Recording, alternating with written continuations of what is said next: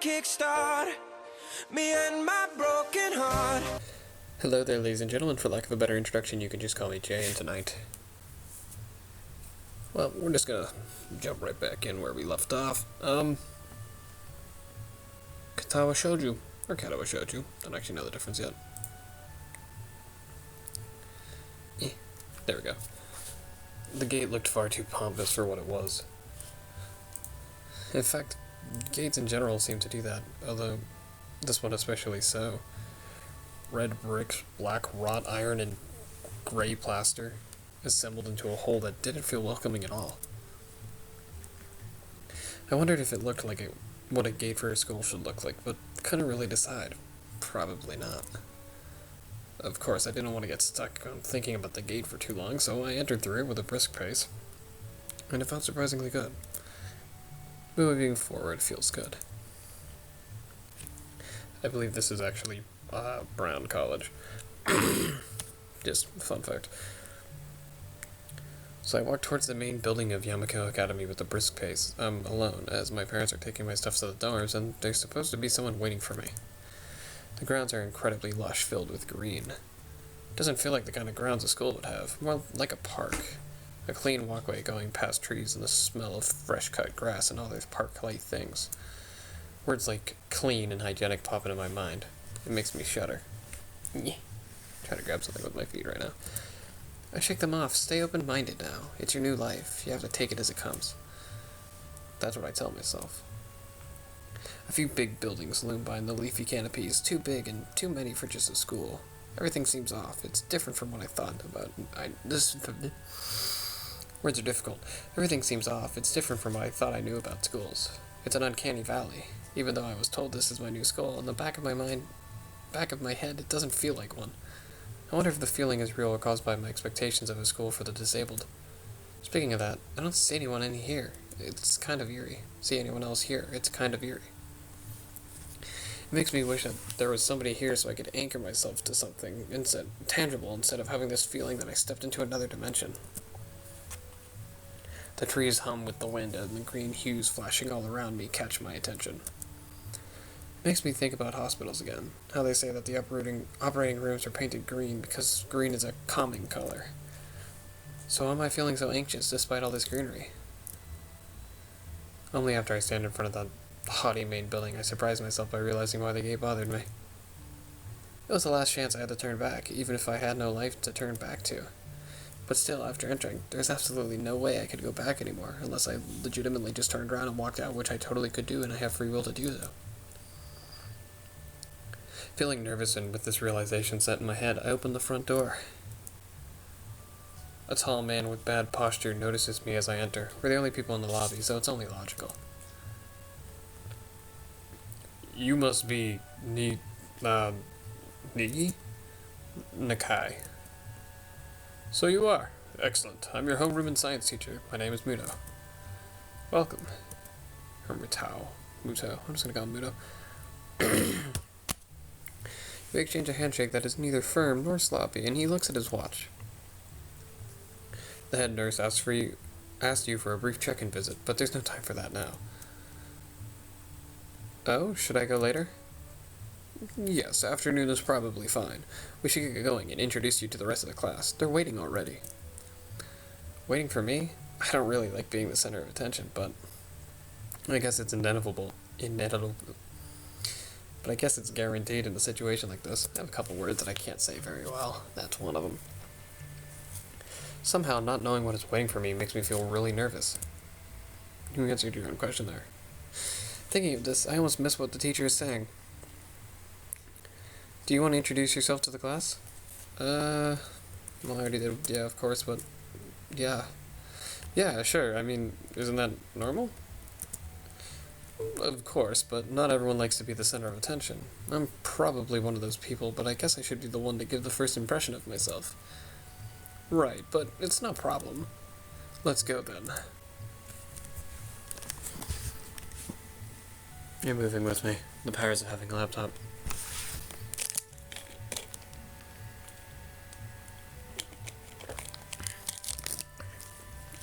God, my throat is killing me. My heart is pounding in my chest, and it keeps me thinking about my condition as I follow the teacher upstairs. The third door down the third floor corridor is marked as a classroom for class 3-3. Mito opens the door and enters. Good morning, everyone. Sorry I'm late again. I hesitate for a split second at the door, freezing on the spot. Get a grip. This is a big step, I know that, but there isn't any point to worrying so much about it, at least not so soon. I follow the teacher into the classroom and look around, partially so I won't have to meet the curious gazes of my new classmates. So, because you can see the cursor, this is Hanako. She's an available route. This is Miki. She's not an available route, but everyone wants her to be. Blind in one eye, no idea, walks with a cane, head injury. No idea. It's pretty spacious. The ceiling is unusually high, and there's a lot of space left over around and in between the desks. That's what spacious means, says Al. An entire wall taken up by blackboards and the high, old-fashioned windows only make it seem larger. The students' desks are just standard wooden desks with a shelf underneath for books and wooden chairs with metal frame. For books, and wooden chairs with metal frames. Simple and efficient. I stop walking in front of the classroom and face the other students. They all look normal, like students in any other school, but then why should they be here? They're probably like me and have something wrong with them, only it's just not immediately obvious. Then I notice one of the girls seems to be missing the thumb on her right hand. It's a little jarring.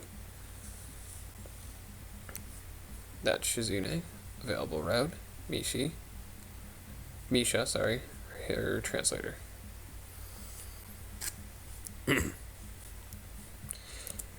Despite the natural tendency to listen when someone's talking about you, I tune out the teacher's speech halfway through. While he introduces me to the class, I notice a flash of dark hair and see that someone is looking at me. A girl with really long, straight hair that is pretty eye-catching. As she sees me looking back at her, she covers her face with her hands as if it would make her invisible. Hanako! There's one boy with a cane leaning against the lockers at the rear of the class. It's weird seeing someone so young with a cane. Another girl seems to be making some weird hand motions. Sign language? She peers at me over the rims of her glasses and goes back to whatever she's doing. She's kind of cute. So is the cheery-looking girl with pink hair sitting next to her. Yeah, Misha. She's really hard to miss. I don't know how I didn't notice her the moment I walked in. Please welcome our newest classmate.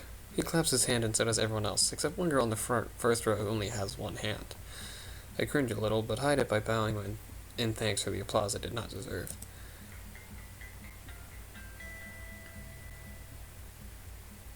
Shut up, phone. A collective silence tells me that I should open my mouth now. So, I'm Hisao Nakai. And after that, my hobbies are reading and soccer. I hope to get along well with everyone, even though I'm a new student. And after that, I'm being so boring.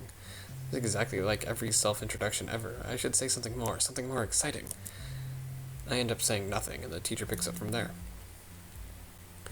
Everyone seems to be satisfied, even with what little I said, though. A few girls are whispering to each other, throwing glances at me. It could have gone worse. I listen to the teacher as he drones about getting along with letting my gaze sweep across the classroom.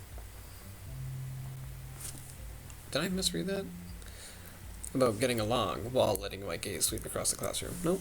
Everyone seems to be listening to him intently, and when he's done, they clap their hands again, which feels like a weird thing to do. The first row girl claps on this round with one hand against her other wrist that ends in a bandage stumped. It makes me feel a little bad. We're going to be doing some group work today, so that'll give you a chance to talk with everyone. Is that okay with you? Yeah, it's fine with me. I thought Mito just gives me like a full chance to be like, nah, it's not okay with me. We're doing something else today. We're gonna go play dodgeball. That's good. You can work with Hakamichi. She's the class representative. She can explain anything you might want to know, and who else would be able to do that better, right? How could I know? The teacher passes out the day's assignments and announces that we will be working in groups of 3. It hits me that I don't even know who Hakamichi is. Slow. The teacher seems to catch my... Slow. I don't know, slowly the teacher seems to catch my helpless expression.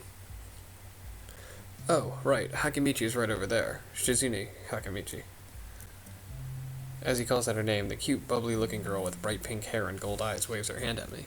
I take a seat next to her by the window. Hey, I guess you're Hakamichi, right? It was nice to meet you. Haha. What? I'm caught off guard by her laughter. It's nice to meet you too. But I'm not Hakamichi. I'm Misha. This is Hakamichi Shichan. Si-chan. Giggling, Misha points to the girl next to her, the one I saw using sign language before. It looks like she'd been staring at me the whole time. She nods once nonchalantly to show that she acknowledges my presence. But only barely. She has short, yet carefully, neatly brushed hair, a pair of oval-shaped glasses balanced on the tip of a dainty nose, and dark blue eyes that seem to alternate every few seconds between analytical and slightly bored. It's nice to meet you. She immediately looks at Misha, who smiles and makes a few quick gestures with her hands. So the gesture would be, don't know if you can actually see my hands when I do this, but it would be,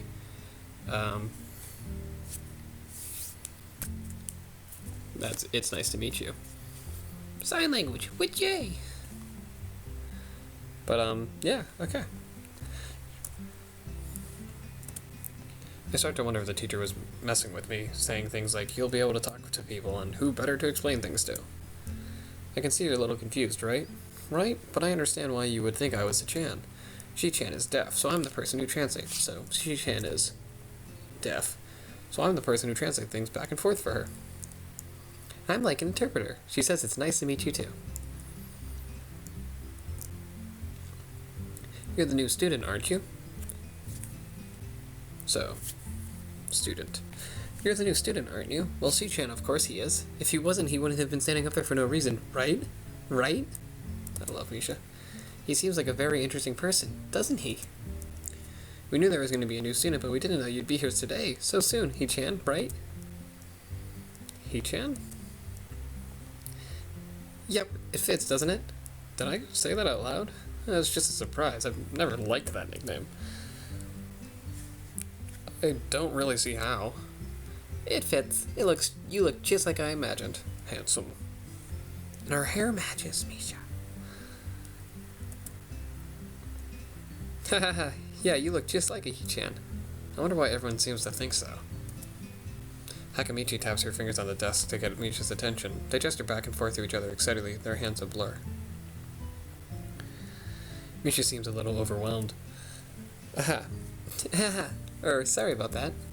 Shi-chan wants you to know that she's the class rep, so if there's anything you need to know, you can feel free to ask her.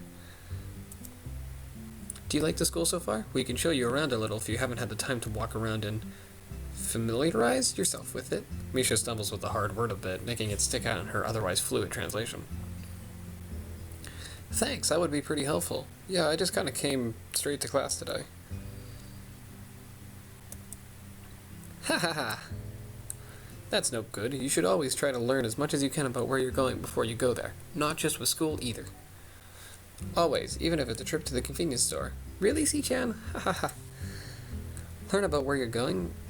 I guess I didn't bother to do that, or just didn't care enough to do so.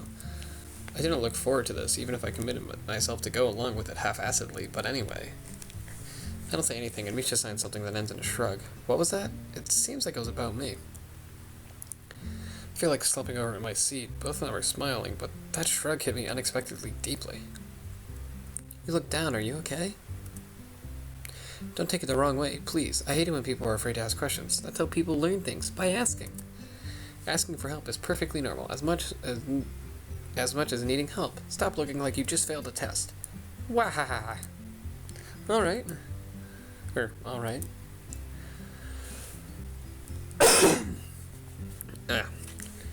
And another thing, you don't have to call Si-chan something so formal like Hakamichi or class rep all the time. Just call her Si-chan.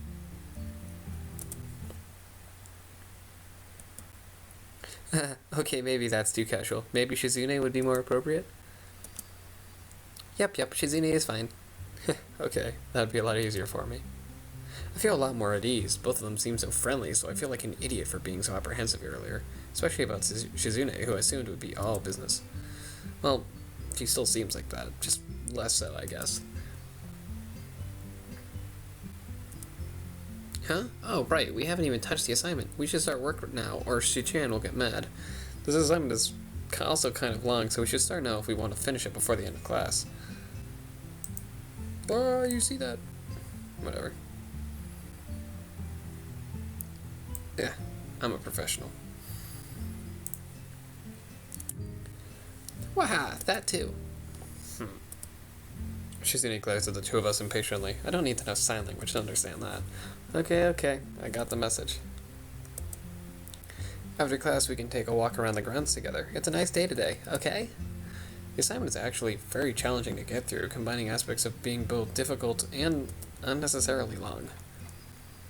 Still, we finish it a few minutes earlier than anyone else in the class, despite our late start. Shizune and Misha are really capable. They're quite different, though. The class rep is as calm and professional as she looks, while Misha's a lot more playful and girlish, not to mention a little more easily distracted.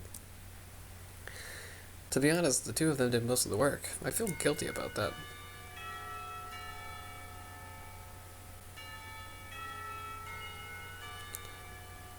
The clock tower bells ring, signaling the end of the period. Time for lunch.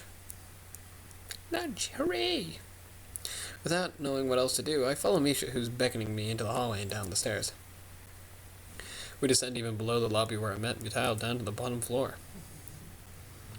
Just like everything in the school, the cafeteria seems too spacious and oddly modern in contrast to the classic exterior. Its big windows open to the courtyard, towards the main gate. It's the cafeteria! Her enthusiastic statement of the obvious makes people around us stare, but Misha doesn't seem to care, so we proceed in line. There's a rather long list of menu options, which seem great until I realize that many of them are to accommodate students who need special diets. How nice, it almost feels like I'm back in the hospital, eating portions measured with scientific precision to meet the needs of the patients. I pick something at random and follow Shizune to the table, sitting opposite of her.